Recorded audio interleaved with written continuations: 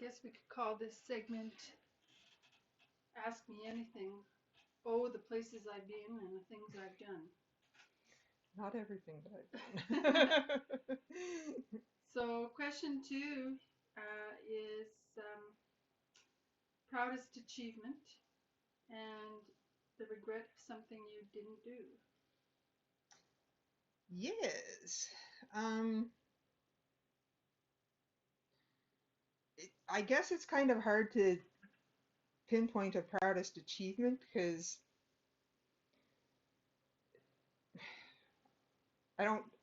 I mean, for some reason, I attribute that to something that's, you know, really meaningful or uh, just deep. I mean, I've won awards. I've won awards at university and stuff, and it's like, oh, great, I just did what any other student should be doing, which is working hard, and it got recognized.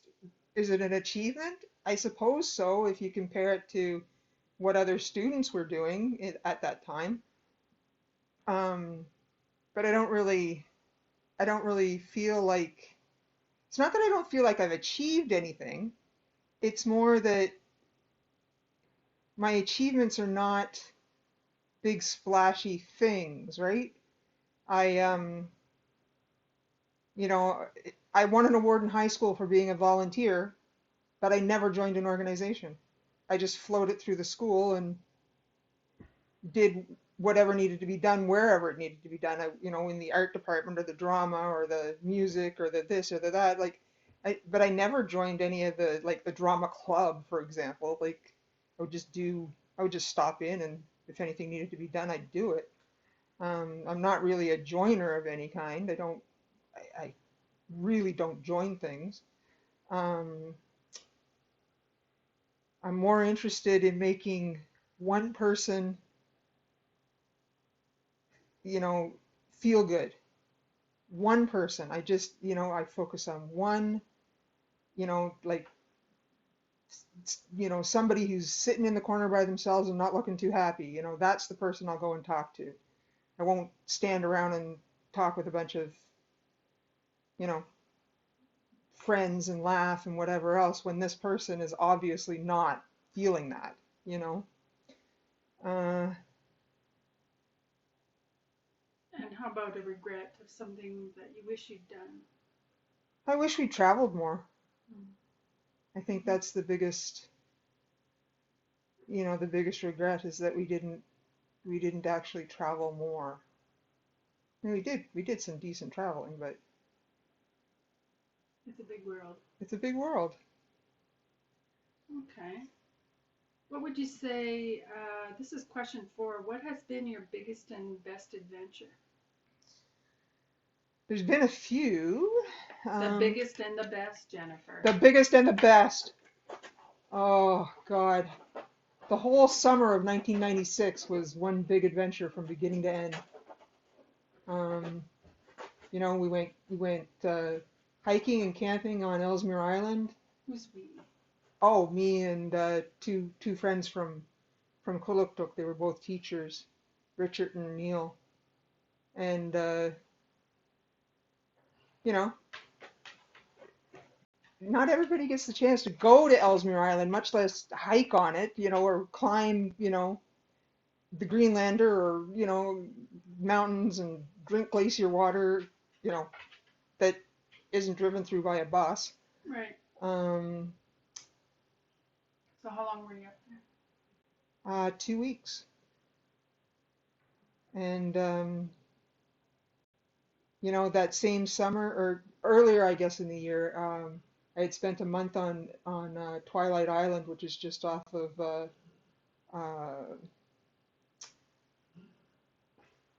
one of the Gulf Islands. It's just off one of the Gulf Islands, uh, there? Oh, okay. Salt Spring. All right. Um, what else? What else have I written here? uh, Kayaking down the Saguenay River. That happened that summer. My sister got married that summer. Um, meeting you know, the East Coast or the West Coast family because I hadn't really spent any time on the West Coast before. Mm. So meeting them was a real, like it was a real treat. It was like it really was. So the summer of '96 was I, your big adventure year. yeah, I'm pretty sure it was 96. Um, you know, obviously the year before I met you. We've had adventures, but Yes. you know, there was a pre-Carolyn adventure period and a post-Carolyn adventure period. So Was a lasting impression of Ellesmere. just how deceptively huge it is. Mm. You know, you could see boulders, you know, like, you know, between two sets of, you know, scree uh, covered slopes, and I don't even know how far it was across because it's so deceptive. There's no reference until you're standing like right next to a rock that's bigger than your house, Mm. you know, and it's by itself. It's just laying there, Right. you know. You know, so there's no trees for reference, obviously. There's nothing.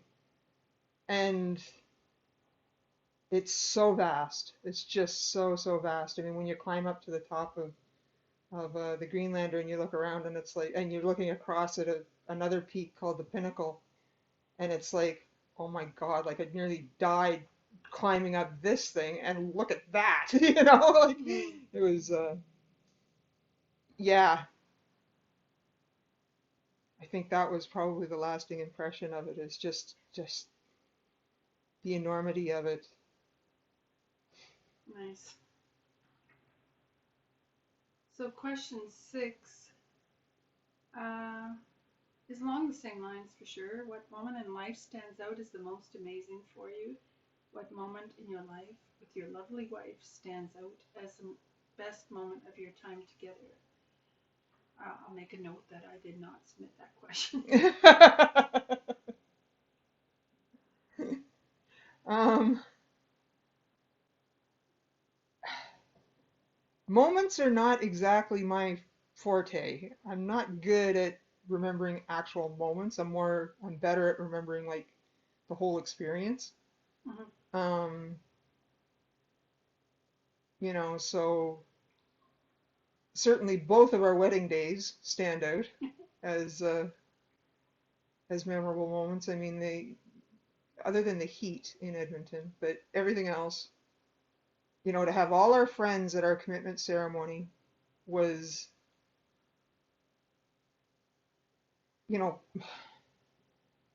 And family. There were family there there was too. family there, yeah, yeah, you know, but to have like just about the entire Fort crew show up, you know, that definitely stands out. Um, you know, for for me, the time we spent together, you know, in Natwashish and Neen and in the Yukon, you know, I mean, it does stand out. I mean, they were extraordinary places. You know, again, they're not places people travel to. They're not places people get to work in, you know. Um, That's good. just, you know, being able to see the aurora borealis the way we did, like even though some of the best ones were just south of here in Saskatchewan, but you know, certainly you know, having that opportunity to just like go out and watch, just watch them dance, you know. Um, Getting caught in the rain in Liverpool, that stands out. Oh, We yes. got soaked in a 5 minute downpour. um, All right. How many different careers have you actually had altogether? This is question 48. okay, well, after talking with you, I discovered that a career is actually the accumulation of all the jobs you've had. So, you know, if I just list them, that's all, that pretty much covers it. So, I mowed lawns when I was 11, and I also shoveled snow. I was a newspaper carrier. I was a babysitter, which I hated. Um, then I then I moved north, and all of a sudden babysitting didn't seem so bad.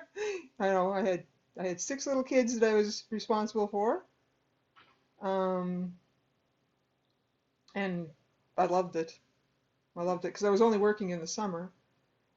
Um, from that, I became a dental assistant in Iqaluit. Then I became a dental therapist. I went back to school and became a dental therapist. I've been a pizza wench. I've been a sandwich artist, and I even have the shirt, sandwich artist, on the sleeve. Um, I was a, I worked for the Edmonton Journal in the post-production area of the, um, where, in film when you see all the newspapers coming out, along the conveyor belt, I worked in that area, and it was actually one of the best jobs I've ever had. You didn't have to talk to anybody. You just went in and did your work and got your break and made a lot of money because they pay well. And you know, I'd be home by 4 a.m. and up in time to go to university the next day. So it worked out well. I worked at the co-op in Fredericton, What'd you do professional bagger. then? Yes. Then let's see what else. Then I went back to university. Well, I was in university when I was working at the co-op, but I got a history degree, which is useful, and it was very useful when I applied to be a social worker and had to convince them that a history degree was actually more beneficial than a sociology degree in, in social work. It was a hard sell, but I did it. Um, what else? I was a mental, uh, what does that say? Mental health supervisor. That was in Maine. And was a child protection worker in Natchitoches. And then we moved to Watson Lake, where I was a community social worker again. And you were a social worker here in PA for a while. I was a social worker here in PA for a while. Mm-hmm. Not a good fit. Pretty much the worst decision I ever made. I suppose I could put that under regrets.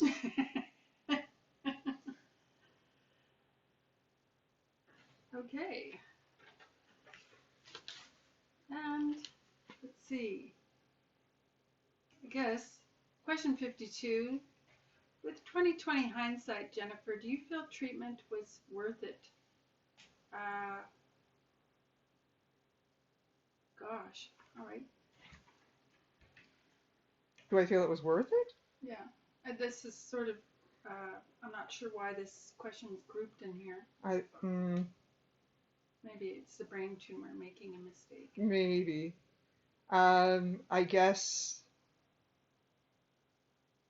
Well, yeah, it was worth it, obviously. I mean, I would have been dead, like, you know, probably in April if I hadn't had any treatment at all.